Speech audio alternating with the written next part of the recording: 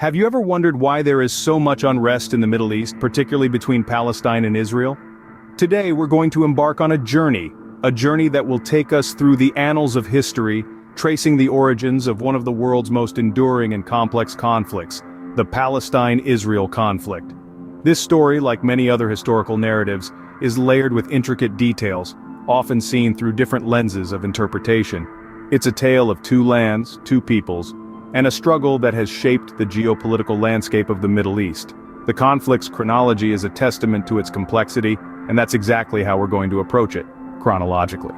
We'll explore key historical events, pivotal turning points, and the important players who've had a hand in shaping this ongoing saga.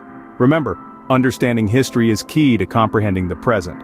So, let's dive into the roots of this conflict to better understand the situation. To understand the current conflict, we have to travel back in time.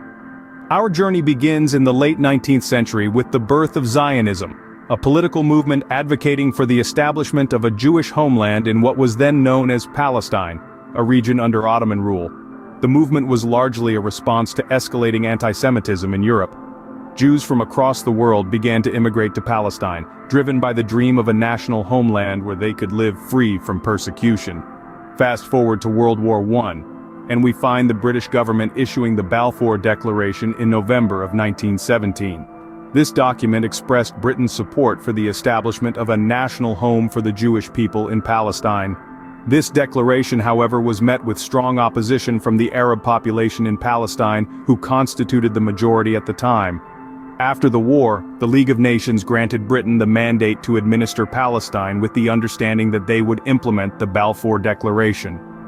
The British Mandate period from 1922 to 1948 saw increased Jewish immigration to Palestine, fueled by the atrocities of World War II. However, this influx was not without conflict.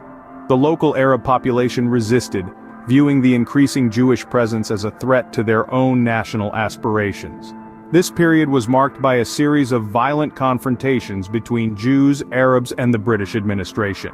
It's important to note that during this time, the Jewish and Arab communities in Palestine were not just religious groups, but national communities, each with their own distinct culture, language, and aspirations for statehood. They both laid claim to the same piece of land, each backed by historical and religious ties. The conflicting national aspirations of Jews and Arabs, coupled with the increasing tensions under the British Mandate, set the stage for a conflict that would shape the region for decades to come. With the end of World War II, the conflict entered a new phase. The aftermath of World War II marked a significant turning point in the Palestine-Israel conflict. It was during this period that the United Nations played a pivotal role. In November of 1947, the UN proposed a partition plan, which led to the creation of a Jewish state, Israel, in May 1948. This decision, however, did not sit well with the neighboring Arab states, who viewed it as a violation of the rights of the majority Arab population living in Palestine. In response, the Arab states launched a military intervention, marking the start of the First Arab-Israel War.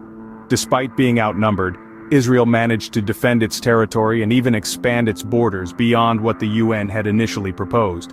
The war ended in 1949, but the peace was tenuous at best. This war set a precedent for the series of conflicts that would follow. Following the 1948 war, the conflict escalated. Our story now brings us to the pivotal year of 1967, a time that forever altered the landscape of the Israeli-Palestinian conflict. This was the year of the Six-Day War, a brief but intense battle that resulted in Israel capturing the West Bank, Gaza Strip, Sinai Peninsula, and the Golan Heights from Jordan, Egypt, and Syria. The aftermath of this war was far-reaching. Israel's occupation of the West Bank and Gaza Strip led to a significant shift in the conflict.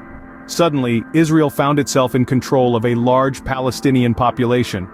This occupation remains a contentious issue to this day, with many Palestinians and international bodies considering it illegal.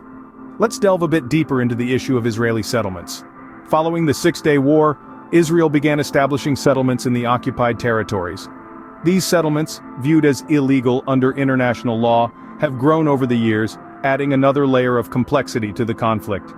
Jerusalem, a city of immense religious and historical significance, is another key point of contention. Both Israelis and Palestinians claim Jerusalem as their capital. Yet after the 1967 war, Israel declared the whole city its undivided capital, a move not recognized by the international community. Now let's touch on the peace process. Over the years, various attempts have been made to resolve the conflict. The Oslo Accords in the 90s saw Israel and the Palestine Liberation Organization recognize each other.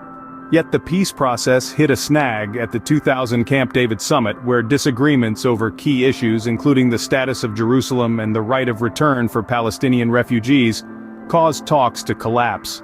And so, we find ourselves in the present day. Many years have passed since the Six-Day War, but its impact is still felt.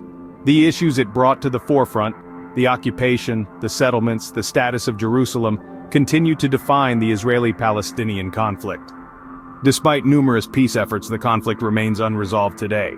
We've traveled through more than a century of history, witnessing the unfolding of the Palestine-Israel conflict. We've traced the roots from the late 19th century, when Zionism and Arab nationalism first began to take shape in the region. We moved into the tumultuous 20th century, witnessing the creation of Israel in 1948 and the first Arab-Israel war that followed, forever altering the landscape of the Middle East. We then navigated through the pivotal Six-Day War of 1967, marking a significant turning point in the narrative of this enduring conflict. Finally, we've examined the events leading up to the present day, a time still marred by tension, but also marked by moments of hope and potential for reconciliation.